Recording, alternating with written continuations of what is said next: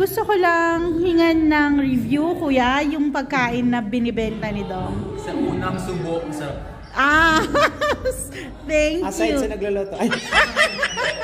Hi guys!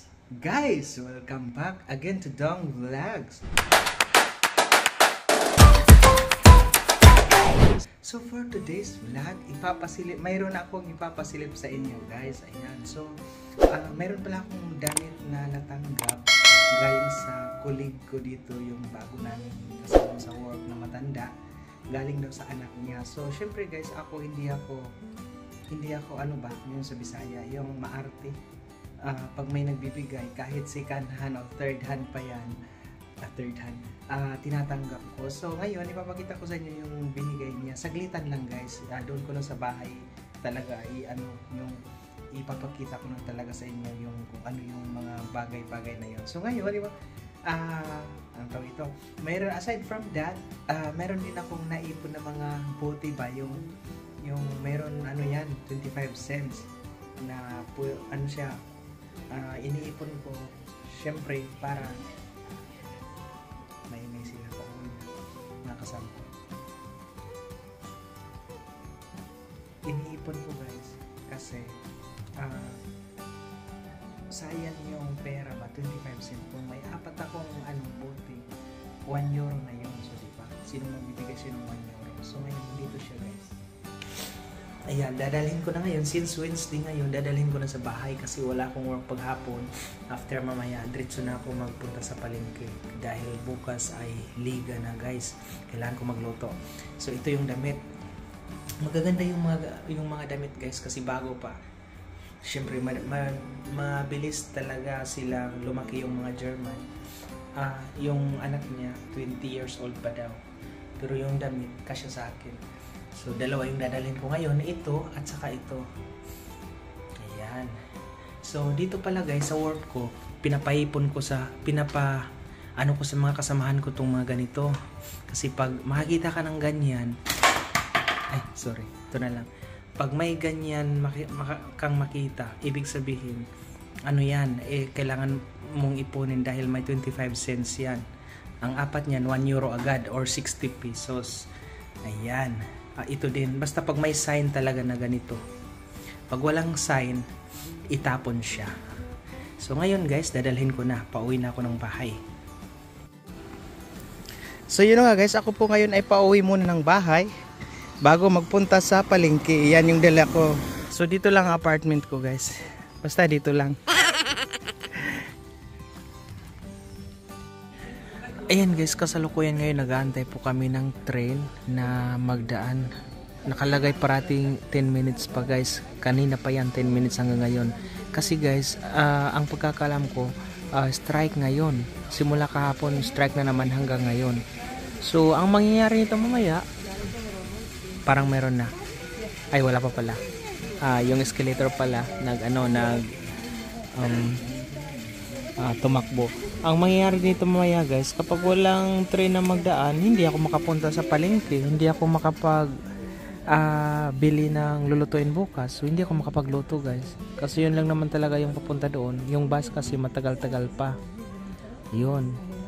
Ayan, nakalagay na naman 99 minutes. My God. 99 minutes.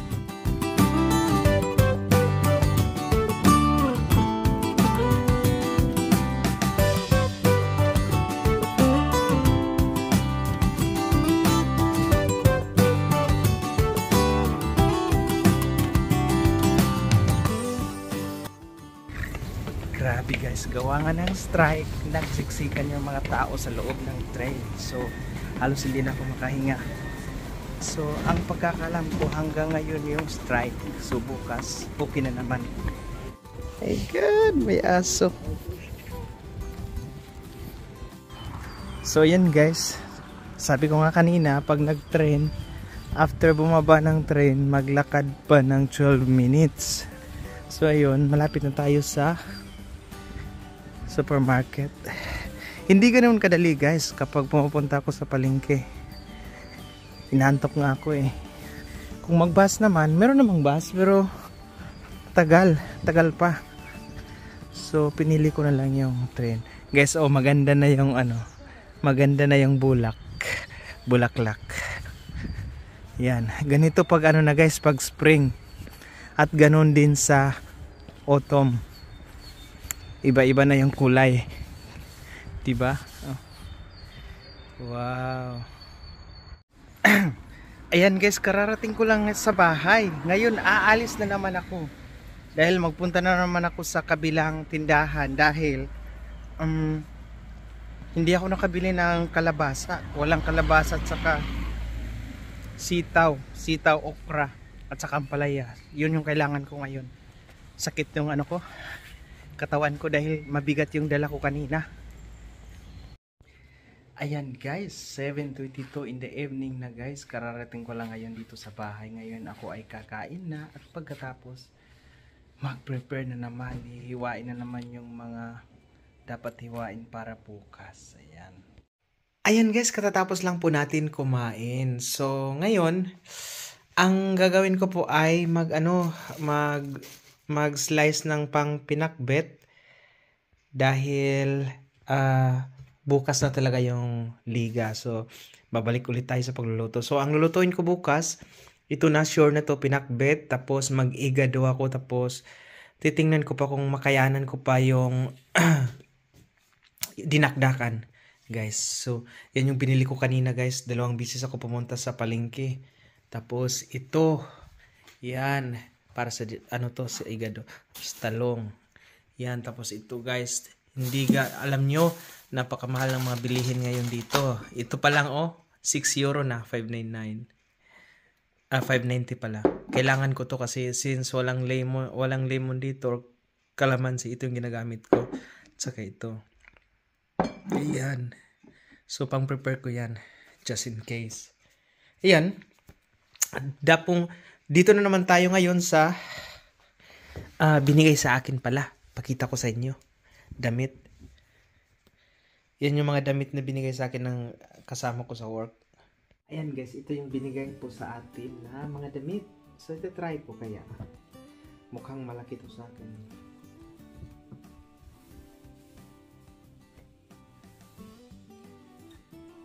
Ay, tama. Kasya sa akin. Kasi kailangan ko talaga guys ng iba't ibang damit. Lalo na pag nag-vlog ako. Hindi pa ulit-ulit yung sinusuot. Ayan, maganda to. O, diba? Okay na. Ewan ko kung anong size nito.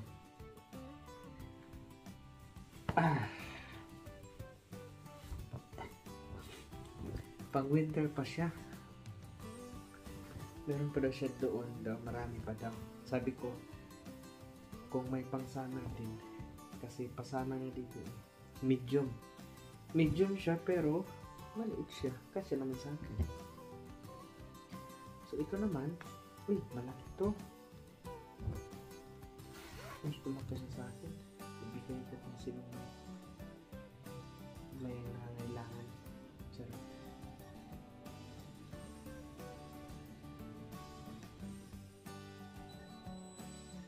Ano yun? Ano kaya yun? Char lang. Yung dishwasher guys, tapos na. Pag ganun siya, tumunog. Sign nyo na tapos na siya. Ay, malaki. Malaki siya. Malaki. Hindi magkisa sa akin. So, malaki siya. Actually, 2 na yung hindi magkisa sa akin.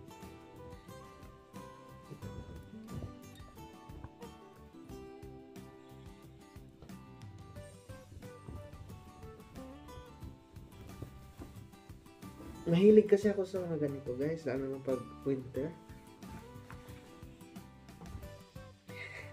Tingnan niyo lang. May design pa dito. Pero hindi siya ma-close. Yan.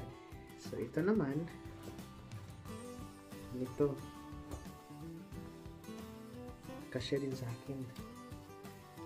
Pero dito, tingnan niyo. Ano talaga, German size talaga. Kasi maliit lang yung box. Yung ano ko eh. Yung tawag dito. Shoulder. akin na to. Tsaga-tsaga na lang. Hindi na ako pwede magbili ng pang winter kasi pa-summer na.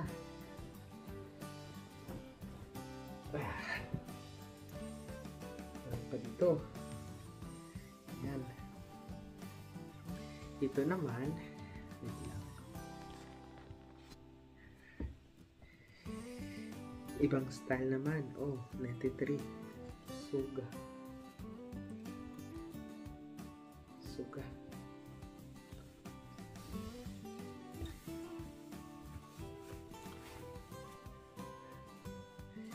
Okay din siya.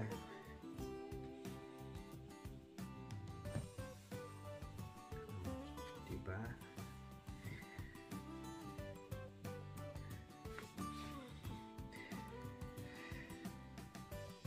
Pangatlo na to.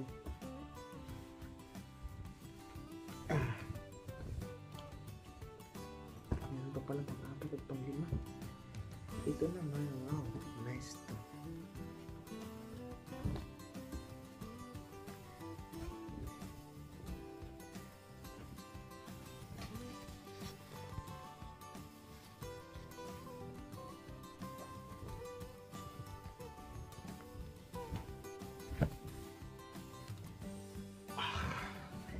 Nahirapan ako makahinga.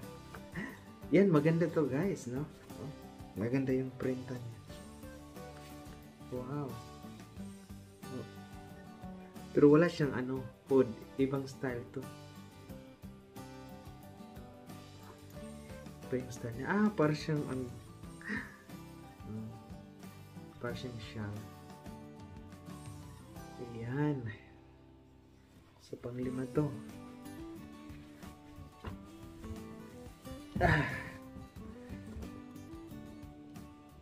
Ito yung last.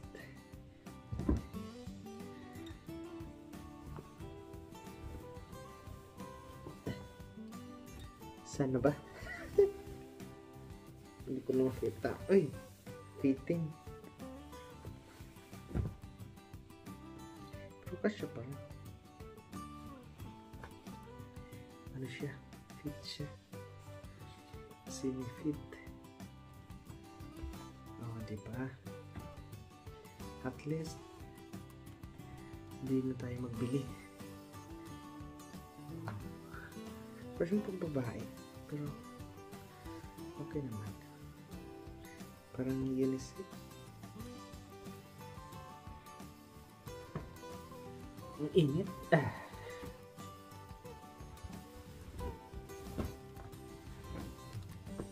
Hirapan ako.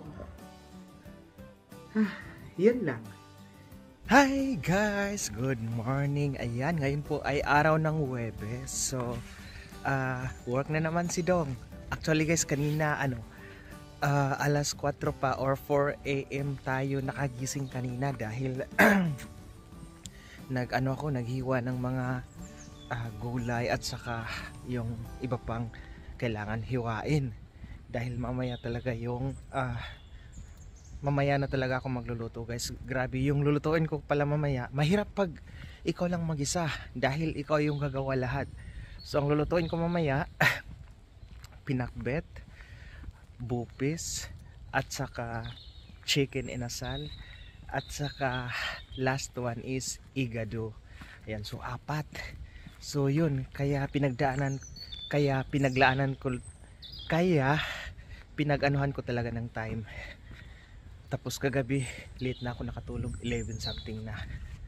So yun, cancel yung work ko ngayon. So yung work ko ngayon gagawin ko na lang bukas. So ngayon dito na ako sa work ko.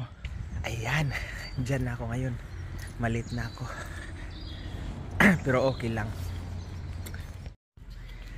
Ayun na nga guys, katatapos lang po ng ating trabaho. So ngayon diretso na po tayo sa bahay para mag-prepare mamaya sa ating lulutuin. Dahil nga, simula na ngayong araw ang liga dito sa Bonn, which is mga Pinoy lang naman din yung mga naglalaro. So napakaganda ng weather dito ngayon sa Bonn, Germany, kung saan po tayo ay nakatira. Ngayon lang to guys. Pero kahapon umulan. at bukas ay uulan na naman. So, ngayon talaga, ang araw lang na napaganda. Itong weather na ito ang namimiss ng mga tao dito sa Germany. At isa na doon ako. Dahil pag summer talaga, pag may araw, kahit hindi summer, kahit winter, pag may araw, grabe, tuwang-tuwa yung mga tao dito. Para silang nanalo ng loto, guys. Oo, kahit ako. Siyempre, kapag may araw, mainit. Kapag wala, napakalamig. Lalo na pag winter. For today's vlog, magpunta po tayo doon sa Hali. So, medyo madilim guys dahil nasa sasakyan po tayo. Pero okay lang. Madilim talaga. Ayan, nakita na. So, late tayong magpunta doon. Dito na lang. Sana nandun pa yung mga maglalaro. So mamaya guys, makikita natin kung sino-sino po yung mga players na nandoon sa Hali. So papasilip ko sa inyo. Sana makayanan ko kasi ako lang, although may kasama ko dito na mag-assist sa akin. Ayan, so malapit na talaga. So yun na nga guys, nandito na po tayo sa Hali or basketball court. So titingnan po natin kung gaano nakarami ang tao sa loob. Since ngayon, first league or liga. Basta liga. Opening pala. Ayan. So, sisilipin po natin, titingnan po natin, may gwapo agad nakaharang. Saglit lang. Ayan, dami palang tao.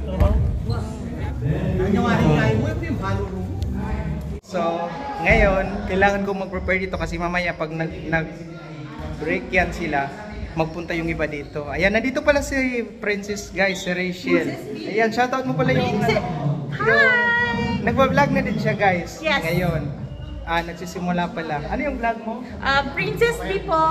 Subscribe! Tingnan nyo lang guys, nandito sa screen. So, paki-subscribe na lang sa ating kaibigan. Parati to siya nandito sa sa Hali. So, parati nyo siyang makikita dahil parati nating nakakasama dito at tumutulong. Basta nandito si Dong. Suportado tayo. Pag nagbibenta. Dahil palang tao, friend. Oo, friend. Opening kasi today. So, mag-prepare na ako. So guys, habang hindi pa tayo busy, titingnan po muna natin, i-check natin kung kumusta na kaya yung mga naglalaro dito. Yan. Nandito pala si Ate Zoe. Kasama ko sa choir pala. Shoutout kay Kuya Toto pala. Ayan. Grabe, ako pa grabe Nagtatanong lang ako. Si Father pala yung si Father yung commentator. Kanino pa ba mo sa kanya? Takam. Lumalaban niya sa bulso. Ayan? Tumataba. Sa level niya. Ngayon na mag-ball niya, hindi ganun ka. May siya, may